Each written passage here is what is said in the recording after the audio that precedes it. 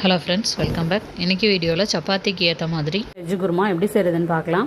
அதுக்கு நான் 3 உருளைக்கிழங்கு 5 தக்காளி எடுத்திருக்கேன்.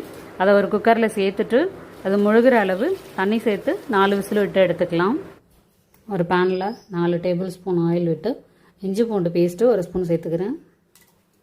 50% குக் ஆனதும் கொஞ்சம் கருவேப்பிலை சேர்த்து பொரிய விட்டுக்கோங்க. 2 பெரிய வெங்காயம் கட் பண்ணி வச்சுருக்கேன். இதை சேர்த்து நல்லா வதக்கி விட்டுக்கலாம். இது கூட கொஞ்சம் உப்பு சேர்த்து வதக்கி விட்டுக்கலாம்.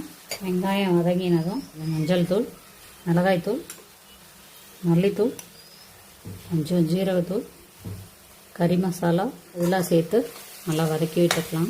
இப்போ இது கூட இந்த உருளைக்கிழங்கு தக்காளி வேக வச்சோம்ல, அதில் உள்ள உருளைக்கிழங்கு மட்டும் எடுத்து மேஷ் பண்ணிவிட்டு இது கூட சேர்த்துக்கிறேன். இப்போது இந்த கிரேவிக்கு தேவையான அளவு உப்பு சேர்த்துட்டு ஒரு கொதி வரட்டும் பார்க்கலாம். கிரேவி கொதிக்கிற நேரம் நம்ம ஒரு மசாலா ரெடி பண்ணிக்கலாம். அதுக்கு நான் ஒரு 4 டேபிள் ஸ்பூன் துருவின தேங்காய் எடுத்திருக்கேன். 1 ஸ்பூன் சோம்பு, 2 பட்டை, 1 ஏலக்காய் இதை சேர்த்து நல்லா நைஸாக அரைச்சி எடுத்துக்கலாம். வேக வச்ச தக்காளியை அந்த தண்ணியோடு சேர்த்துக்கலாம். இந்த ஸ்டேஜில் உப்பு கரெக்டாக இருக்கான்னு செக் பண்ணிக்கோங்க. இதை சேர்த்து ஒரு கொதி வரட்டும் பார்க்கலாம். இந்த ஸ்டேஜில் அரைச்ச தேங்காய் பேஸ்ட்டை சேர்த்துக்கலாம்.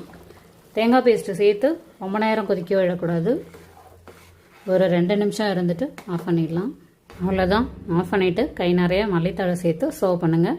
சூப்பரான வெஜ் குருமா ரெடி. இது சப்பாத்தி, பூரி, இடியாப்பம் எல்லாத்துக்கும் அல்டிமேட் காம்போவாக இருக்கும். கண்டிப்பாக நீங்களும் ட்ரை பண்ணுங்கள். Thank you friends.